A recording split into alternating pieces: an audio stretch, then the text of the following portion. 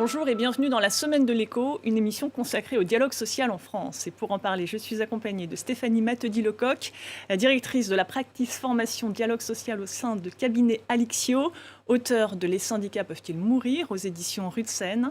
Jean Grosset, directeur de l'Observatoire du dialogue social de la Fondation Jean Jaurès. Depuis Berlin, Cornelia Wall, présidente et professeure en économie politique internationale à la RT School. Et Bruno Palier, directeur de recherche du Centre d'études européennes et de politique comparée de Sciences Po, auteur de Réformer les retraites aux éditions Sciences Po. Bonjour à tous les quatre et merci d'avoir accepté notre invitation.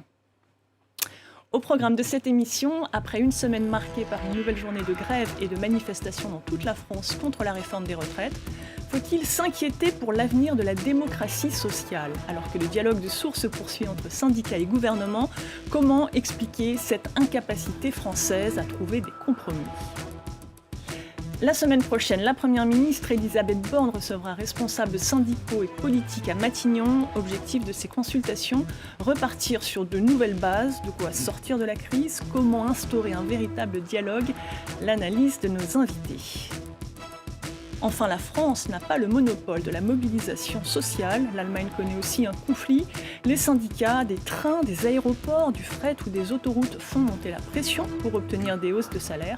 Pour autant, la grogne sociale y est-elle aussi frontale? Nous analyserons le modèle du compromis à l'allemande. Mais d'abord, en France, la 10e journée de mobilisation contre la réforme des retraites a eu lieu ce mardi. Le nombre de manifestants est en baisse, même s'ils restent nombreux et déterminés. Regardez le reportage de nos confrères de France 2. Cette fois, ils ont décidé de se faire entendre. Cet après-midi, beaucoup de jeunes sont venus grossir les rangs du cortège parisien. Au total, 93 000 personnes ont défilé selon la préfecture de police. Parmi ces jeunes, certains sont là pour la première fois, comme Dina Defrane, motivés par le déclenchement du 49-3. Ils ont ignoré le fait que les gens n'étaient pas contents et qu'ils l'ont vraiment dit. C'est pas juste « je suis pas content », c'est vraiment les gens sont dans la rue, ils sont en train de... Il n'y a plus de métro, il n'y a plus de train, et ils ont quand même fait passer quoi. Se battre pour eux, mais aussi pour les autres générations. Thomas Cizeron est étudiant en école d'ingénieur. Et selon lui, si la jeunesse se mobilise, c'est aussi par solidarité. Je venais surtout pour ma mère qui a 45 ans, travaille en cuisine, a les mains défoncées, elle ne peut pas travailler. Et je sais qu'elle ne tiendra pas jusqu'à 67 ans et elle n'a pas forcément l'occasion d'aller en grève et en manifestation. Donc si j'y vais, c'est aussi par solidarité avec les gens de la génération d'au-dessus. Partout en France, avec 740 000 manifestants selon le ministère de l'Intérieur ou plus de 2 millions selon les syndicats, les cortèges étaient moins fournis que la semaine dernière, que ce soit à Rennes, Bordeaux ou encore Saint-Étienne. La plupart des manifestants se disent pourtant encore déterminés. Pour eux, il n'y a qu'une seule issue à ce mouvement social. C'est le retrait et après on discute, mais là, il faut absolument retirer ce projet. Tant qu'on n'a pas réglé ce problème-là, et notamment la question de l'âge, il n'y a pas, à mon avis, de négociation possible. Pour d'autres, c'est désormais au gouvernement de relancer le dialogue. Il faut négocier, voilà, il faut que M. Macron arrête sa loi et qu'il négocie avec les syndicats, tout simplement. C'est justement ce qu'a proposé la CFDT par l'intermédiaire d'une médiation. Proposition très vite balayée par l'exécutif. Ça va commencer à suffire, les fins de non-recevoir à la discussion, au dialogue. Il va falloir s'interroger sur qui ne veut pas le dialogue. Il ne suffit pas de dire partout on veut le dialogue, mais on ne veut pas discuter par exemple des retraites. C'est pas possible. Les opposants comptent désormais sur le Conseil constitutionnel pour empêcher la promulgation de la réforme des retraites. Bruno Palier, cette réforme, c'était une promesse de campagne du président. En mars 2022, il annonçait sa volonté de reporter l'âge légal de départ à la retraite en France de 62 à 65 ans. Ce sera finalement 64 ans. Et pourtant, le texte ne passe pas. Comment expliquer ce sentiment d'injustice et de brutalité qui s'exprime dans la rue? D'abord, je crois qu'il faut dire que c'était surtout une ruse de campagne, c'est-à-dire que Emmanuel Macron a cherché à siphonner une partie des voix attribuées à Valérie Pécresse et donc il a repris quasiment telle quelle une de ses propositions phares, à savoir le passage de la retraite à 65 ans. On peut retrouver cette pseudo-ruse politique dans la façon dont le projet a été présenté au Parlement, puisque il a été présenté comme étant la reprise de la proposition des sénateurs de droite qu'il déposait régulièrement au Sénat au cours des dernières années. Donc l'idée, c'était plus un objectif politique de court terme, c'est-à-dire essayer de piéger la droite, à l'obliger à voter avec le gouvernement sur cette réforme, plutôt que de concevoir véritablement une réforme. Or, on sait en France, comme dans tous les pays d'Europe, qu'une réforme des retraites, c'est extrêmement délicat, ça concerne tout le monde, et donc ça risque de susciter énormément de protestations. Il se trouve que là, le gouvernement n'a pas vraiment anticipé les choses, puisqu'il a cherché d'abord à faire des économies très rapidement, d'où le fait d'avoir choisi uniquement de repousser l'âge de la réforme, l'âge de départ en retraite, qui permet de faire des économies très rapidement, puisque vous ne versez pas des retraites, vous reculez 3 mois, 6 mois, 9 mois, c'est ce qui va se passer si la réforme est appliquée dès le mois de septembre de cette même année, et d'autre part, une ruse politique qui consistait à piéger le LR. Du coup, le gouvernement n'a pas bien préparé les choses, c'est-à-dire ni l'étude d'impact, on a pu le voir sur les 1 200 €, on a pu le voir sur d'autres éléments, ce n'était pas bien préparé. Non plus, le gouvernement n'avait-il vraiment préparé une stratégie de communication, puisqu'on a vu que tous les arguments ont été utilisés, de la justice jusqu'aux efforts, jusqu'à la nécessité, etc.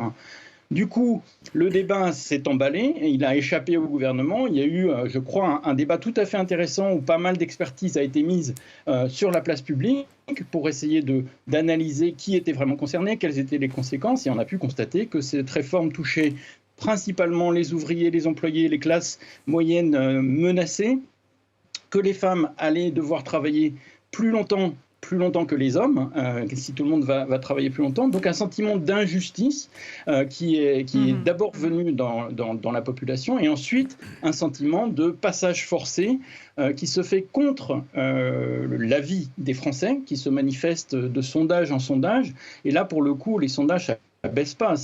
L'opposition à la réforme ne cesse d'augmenter depuis le mois de janvier, et de la semaine dernière à cette semaine, cette opposition a encore augmenté de 5 points, parce qu'il y a en même temps une dimension politique, démocratique de... On va y venir. D'abord, j'aimerais faire réagir Stéphanie Matteudy-Lecoq.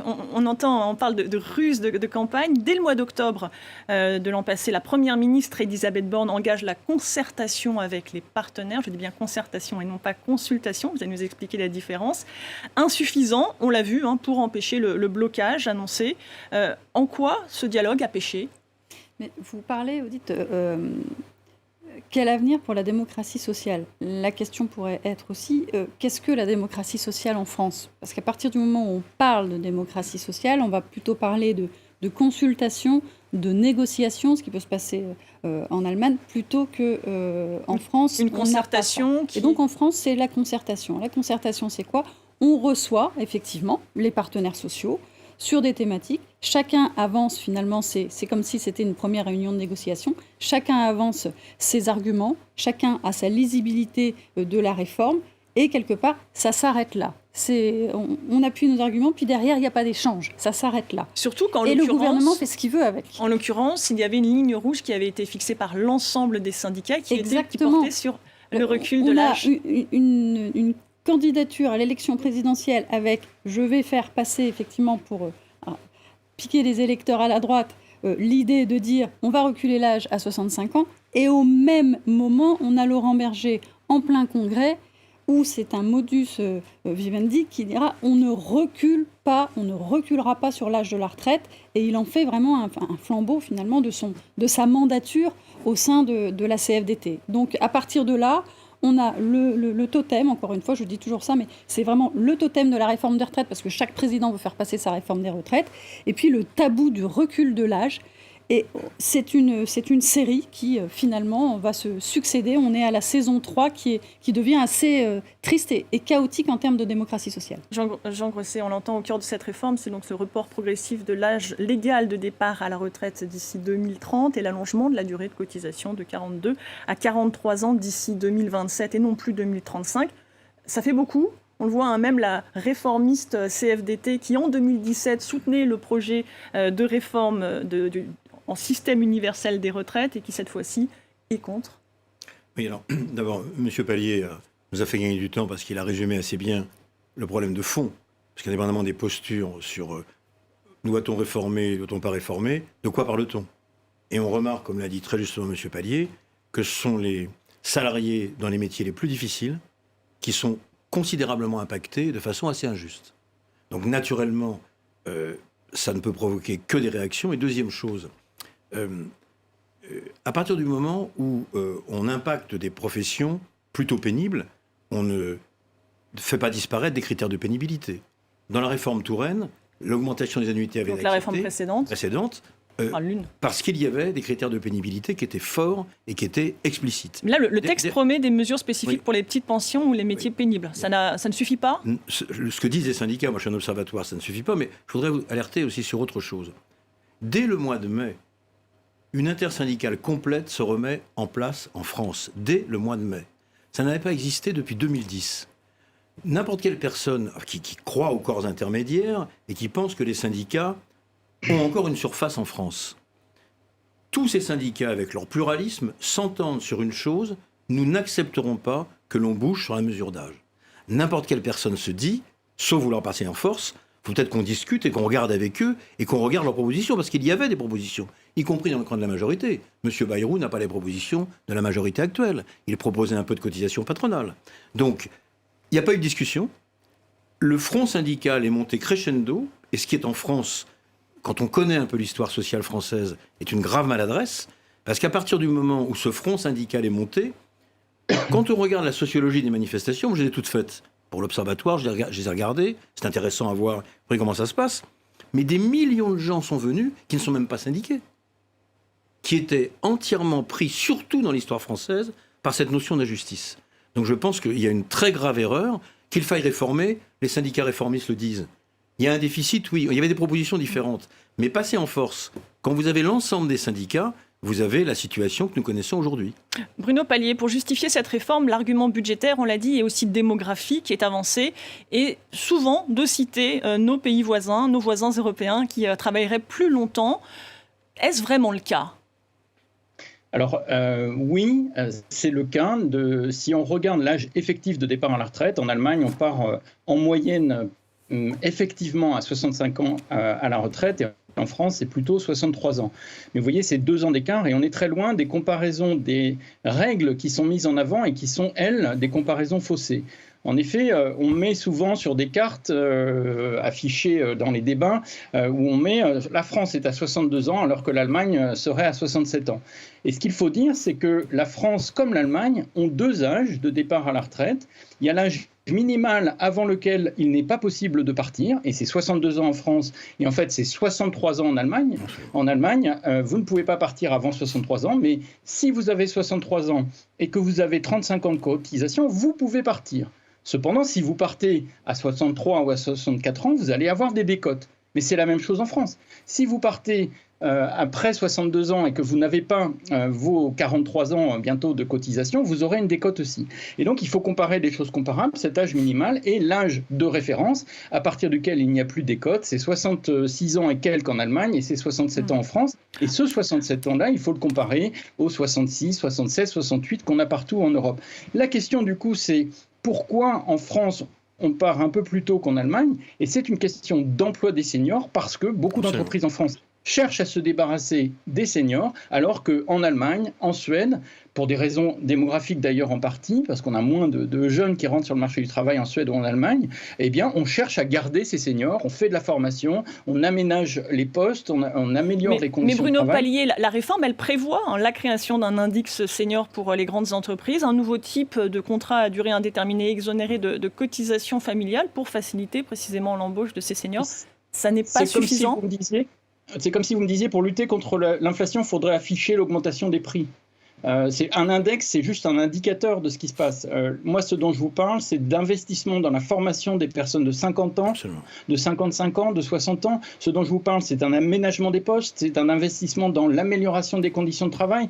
Ce dont je vous parle, c'est éventuellement penser des carrières où, après 55 ans, on change de responsabilité. Vous voyez, ça n'a rien à voir avec un indicateur. Un indicateur, c'est l'index, c'est déjà bien. Hein, ça permet de voir là où il y a des problèmes, mais ça n'apporte pas de solution. Cornelia Woll, vous êtes à Berlin. Comment ce mouvement, cette contestation française est-elle perçue en Allemagne ? Peut-être dans un premier temps avec un peu de méconnaissance, surtout parce que Bruno Palier l'a bien dit, ce qui au début est avancé, c'est l'âge minimal. Donc les Allemands qui ont eu leur réforme en 2012 pour passer à un âge de retraite de 65 à 67 comparent avec ces chiffres-là avec le 62 et se disent pourquoi tant d'excitation sur quelque chose qui semble assez acceptable. Et je pense qu'on a eu du mal, où il a fallu beaucoup de temps pour que le débat en France arrive jusqu'aux lecteurs et observateurs en Allemagne, que ce n'est pas juste l'âge minimal qui compte, que c'est l'âge effectif, que c'est les conditions, que c'est tous les autres éléments qui en Allemagne n'étaient pas très visibles. Donc, je pense dans un premier temps, il y a de l'incompréhension, et dans un deuxième temps, aujourd'hui, où on voit que la réforme de la retraite se mélange avec une contestation plus large sur le système politique, si on peut dire, une certaine consternation d'observer l'étendue de la violence et des affrontements. On va revenir sur la différence des modèles français et allemands, mais peut-être d'abord une dernière question pour vous, Bruno Palier. On a vu un président qui se braque, qui accuse les syndicats de ne pas proposer de compromis, l'usage du 49.3 par le gouvernement. Le président de la République a-t-il, selon vous, retenu la leçon des Gilets jaunes, ou craint-il de se chiraciser, c'est-à-dire d'arrêter les réformes? Et d'ailleurs, la France est-elle réformable? C'est beaucoup de questions. Alors évidemment que la France est réformable. Si vous comparez la France aujourd'hui et la France de 2010 et la France de 2010 et la France des années 90, il y a énormément de changements. Moi, j'avais publié un livre qui s'appelait « La France en mutation » qui mesurait les changements des années 90 au 2010. Et pareil, comme on peut le rappeler, il y a encore à peine 20 ans, on était à 37 ans et demi de cotisation. On est passé à 43 ans de cotisation pour avoir une retraite à taux plein, juste pour illustrer le fait qu'on peut la changer. Par contre, est-ce qu'on en passe par la confrontation? C'est le thème de votre émission, c'est qu'on n'a pas de modèle social qui nous apprenne à négocier. On a un système politique majoritaire où on n'a pas l'habitude d'essayer de trouver des accords politiques.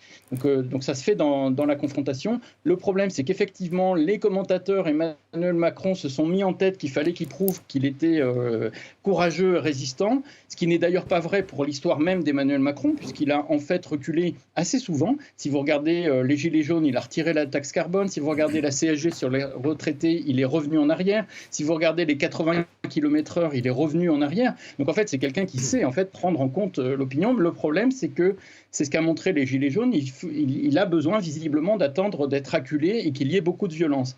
Or, le problème, c'est que l'accumulation de ces épisodes, les violences et surtout la façon dont les choses ont été forcées cette fois-ci va avoir des conséquences politiques tout à fait terribles, je crois, pour la France. On l'a déjà vu dans un sondage récent et dans les élections partielles récentes. Le grand gagnant de cette affaire, c'est le Rassemblement national, à la fois parce que la réforme impacte plus particulièrement ses électeurs et ses électeurs potentiels ouvriers, employés, classe moyenne menacée, et d'autre part parce que le comportement de Macron crédibilise le discours critique envers les élites qui ne tiennent pas compte de ce que les gens disent, qui ne savent pas ce que les gens vivent et qui passent malgré tout, y compris au prix de certains mensonges. En tout cas, l'affaire des 1 200 € est aussi coûteuse politiquement. Donc là, on est dans une vraie crise politique avec des conséquences qui peuvent être dramatiques pour la France, mais aussi pour l'Europe, en fait.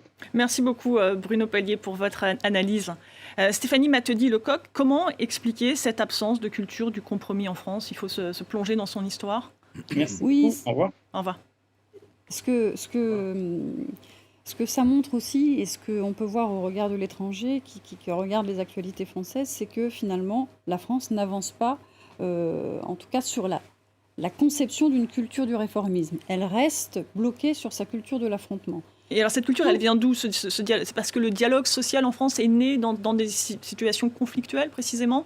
Alors le dialogue social, on peut même se poser la question, est-ce qu'il est né clairement? Si, c'est vrai, je peux vous l'assurer qu'il y a du dialogue, mais c'est avant tout le rapport de force qui est constitué. C'est-à-dire que historiquement, en 1791, on supprime on interdit de se rassembler et on interdit de porter des revendications. Donc on laisse finalement la libre entreprise exister, sans les corps intermédiaires. Donc les corps intermédiaires vont vraiment avoir du mal et vont mettre le temps d'arriver. Entre 1791 et 1864, il ne se passe rien. On ne peut pas se rassembler, on ne peut pas porter de revendications. Ce qui fait qu'il va y avoir un syndicalisme clandestin, ou des révoltes. C'est le seul réflexe qu'on peut porter. En 1864, le droit de grève est institué et on va encadrer le droit de grève dans les lois qui le réglementent. Et en 1884, on va enfin réfléchir et penser à la création des syndicats. Et la création des syndicats égale effectivement dialogue, égale on se met à la table des négociations. 1800, donc pendant un siècle, il ne se passe presque rien et c'est l'État qui va gérer la construction du droit du travail. Et donc on a en France un État qui est gérant, qui gère le droit du travail finalement à travers ses lois. Et les corps intermédiaires ont du mal à exister parce qu'ils sont toujours sur cette culture de la confrontation. C'est ce rappel historique que vous faites qui peut expliquer que le taux de syndicalisation est 2 fois plus faible en France qu'en Allemagne, par exemple ? À partir du moment où on reste sur cette culture, mais surtout, c'est que le syndicalisme en France est un syndicalisme de revendication par rapport à certains pays où c'est un syndicalisme de service qui offre des choses. Nous, les fruits de la négociation, que vous soyez adhérent ou pas, vous en percevrez les fruits. Et donc, à partir du moment où il y a ce qu'on appelle le mécanisme des accords étendus, encore une fois, par le droit du travail, ça amenuise un petit peu la force syndicale. Qui est indispensable pour autant, on le voit dans le taux de couverture conventionnel. Et on voit aussi que les passages en force de l'État ont existé dans le passé, et d'ailleurs assez récemment, notamment on pense à la réforme de l'assurance chômage, où vendredi dernier, plusieurs organisations syndicales ont déposé un recours contre cette réforme qui, on le rappelle, endurcit les conditions d'indemnisation pour les demandeurs d'emploi. C'est une réforme, là encore, où le gouvernement est accusé de passer en force. Alors, simplement, sur 2-3 sujets... Le syndicalisme allemand, qui est en contact avec les syndicats français dans la Confédération européenne des syndicats, le DGB, qui est un syndicat important, soutient la revendication des salariés français et des syndicats français. D'ailleurs, si on discutait du taux de couverture ou du taux de retraite, combien touche un retraité allemand, on se rend compte qu'un tiers d'entre eux sont obligés de travailler avec un travail de complément. Et les grands syndicats allemands vous disent... je dis ça pour les comparaisons... On va y venir aux comparaisons. La deuxième chose maintenant sur l'histoire syndicale française. Dans aucun pays, le dialogue social ne s'est installé dans la douceur. Aucun. Y compris la forme syndicale allemande, qui est une forme de codétermination et de décentralisation, a été faite après l'horrible expérience des années 30. Donc il faut se dire que dans aucun pays, même la Suède, c'est à partir de conflits extrêmement durs entre les salariés et les employeurs qu'on a reconnu le fait de pouvoir se syndiquer, de pouvoir négocier. Deuxième chose, il existe malgré tout en France des tendances, que vous avez rappelées à juste titre, mais en même temps, il existe aussi des règles qui ont été obtenues au fil des années. La loi Larcher en est une, obligé de négocier. Vous avez des lois qui ont été faites pour des négociations d'entreprise. Donc, dans la Constitution, il est possible de se syndiquer, de défendre ses collègues de travail. Donc, il y a tout, je peux dire, en France, pour arriver à faire un syndicalisme de compromis. La seule question, après, c'est le rôle des acteurs et leur ligne générale. Mais il y a en France des règles qui permettent... Quand on regarde les rapports de l'OIT, je viendrai vite là-dessus, il y a 60% des pays où on n'a ni le droit de se syndiquer, ni le droit de revendiquer, je ne parle même pas des règles élémentaires de protection sociale. Donc la France a ça entre les mains. Après, encore faut-il... Que peut-elle en faire, justement ? Comment, à partir de là, sortir de la crise ? On sait que la Première ministre a convié la semaine prochaine l'ensemble des organisations syndicales. Que peut-on attendre de ces nouvelles discussions ? Encore une fois, moi j'observe, je ne suis pas un mandat syndical, mais les organisations syndicales, toutes, ont souhaité malgré tout, je reprends la phrase d'un des porte-parole de l'intersyndicale, M. Berger, de dire qu'il faudrait faire une pause. Il faudrait essayer de réfléchir. Faudrait essayer de réfléchir. Bon. Mais je crois que l'intersyndicale l'a partagé. S'il n'y a pas de pause, il y aura donc 2 points de vue irréconciliables. C'est pas nouveau, ça a déjà existé en France.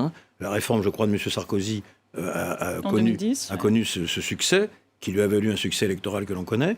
Mais je pense que, pour s'en sortir, il faudrait que les 2 parties se disent, peut-être que aucun procès d'intention au président de la République ou à la Première ministre, ils ont leur point de vue. Mais se dire, comme il y a un point de vue très important, partagé par des millions de gens, est-ce qu'il n'est pas temps de rediscuter ? Et l'idée de pause n'est pas idiote. Personne ne perd la face. Stéphanie Mattedi-Lecoq, la CGT vient de se doter d'une nouvelle secrétaire générale, en la personne de Sophie Binet.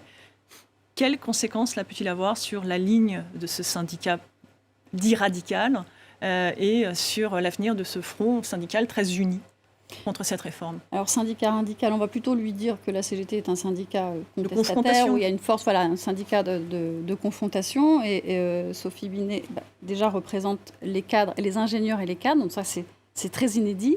Bon, le mode d'élection est on ne peut plus inédit parce que normalement, à la CGT, lors des congrès, des messes syndicales, c'est très organisé. Et puis, c'est le secrétaire général qui amène tout naturellement son successeur ou sa successeur. Là, ça n'a pas du tout été le cas. Et donc, on sent bien que la CGT se cherche, depuis aussi l'effondrement du Parti communiste, se cherche une culture, se cherche une nouvelle idéologie. Est-ce que c'est un syndicalisme de transformation? Depuis 2017, elle n'est plus le premier syndicat de France. Et depuis, effectivement, la représentativité, on a une représentativité qui est faite tous les 4 ans. Depuis 2017, la CFDT est passée effectivement devant en termes de représentativité. Et ça, c'est fort. Et c'est un message qui est très fort pour l'intersyndical. On sent bien que c'est dans l'ordre des choses. C'est Laurent Berger qui porte l'intersyndicale et Philippe Martinez, maintenant Sophie Binet derrière. Sophie Binet, elle va pouvoir rassembler. C'est une belle personnalité. Elle a constitué un bureau qui va permettre à la CGT de pouvoir travailler avec les différents courants qui peuvent exister à la CGT. Ça ne va pas être simple pour elle en tant que femme, déjà. Et ça ne va pas être simple pour elle pour poursuivre le syndicalisme rassemblé. Elle prend la suite plutôt de Bernard Thibault que de Philippe Martinez d'ailleurs.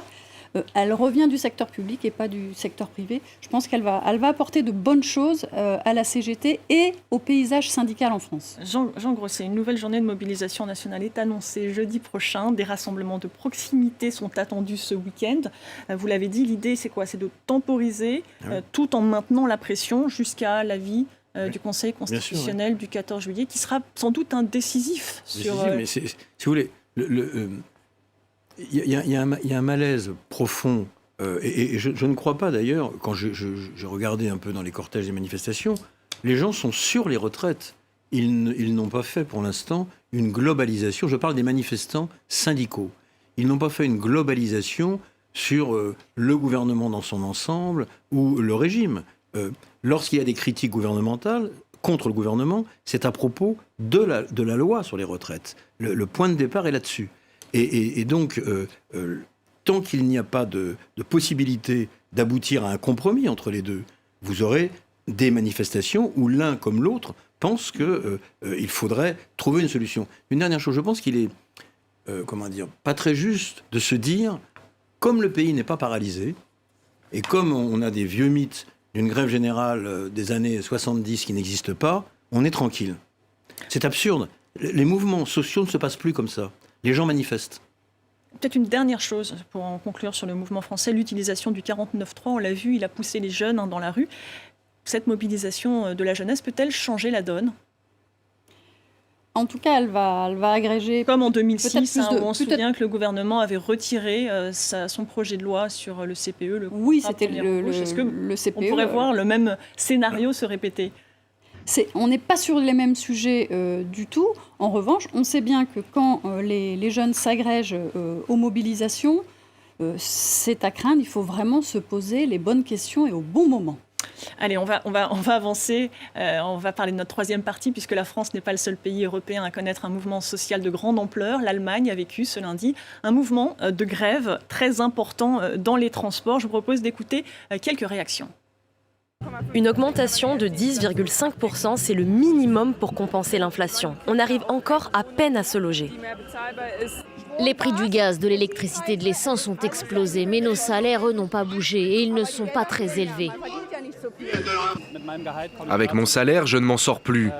Il y a encore 2 ou 3 ans, ça allait. J'arrivais à gérer. Mais là, ce n'est tout simplement plus possible.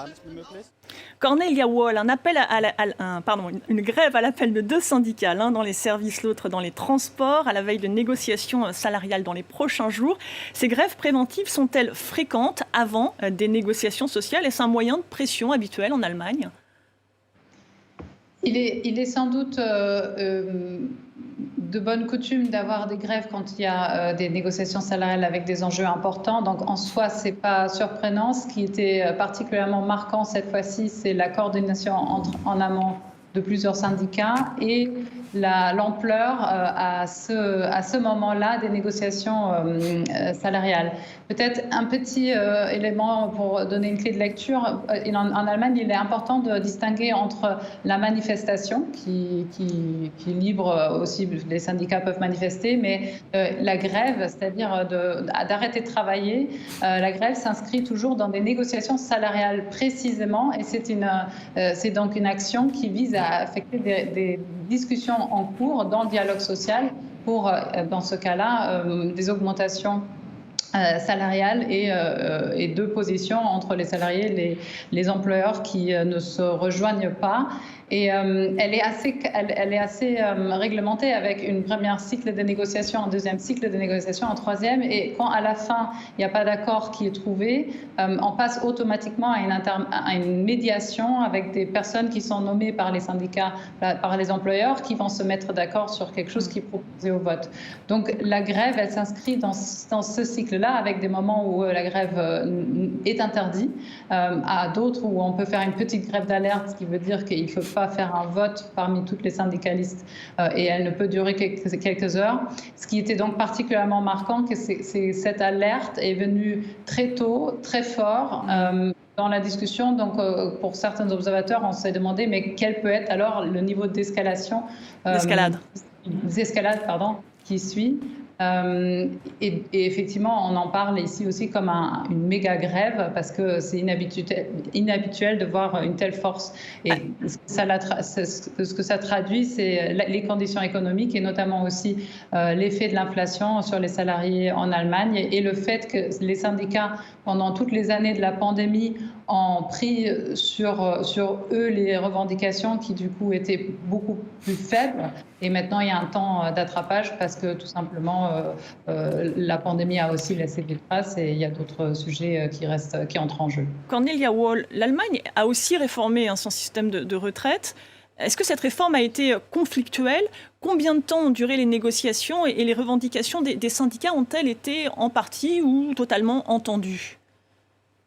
Alors à nouveau, oui, ça a été aussi un grand sujet, mais ça se passe pas par les grèves des syndicats, mais plutôt par une concertation de l'ensemble des parties prenantes en amont et avec des manifestations, par exemple, qui vont être prises en compte dans le travail que fait le Parlement, dans les différentes parties politiques. Donc ça a accompagné cette discussion-là, mais le jeu se fait plutôt peut-être par des manifestations, après par ces moments de concertation, de consultation, et ensuite par des propositions qui ont été traduites par un gouvernement qui est sensible aux signaux qui viennent à la fois de la rue et des corps intermédiaires. Donc je pense qu'on est à tous les niveaux, que ce soit dans la manière dans laquelle travaille le Parlement, dans la manière dans laquelle travaillent les commissions qui sont responsables de ça et qui consultent, qui inscrivent les partenaires sociaux dans la discussion dans un cadre qui est vraiment très différent de ce qu'on voit en France ici. Stéphanie Mattedi-Lecoq, on voit plusieurs mouvements sociaux se développer sur le vieux continent. On vient de parler de l'Allemagne, il y a aussi le Royaume-Uni qui annonce une nouvelle série de grèves dans le public pendant tout le mois d'avril.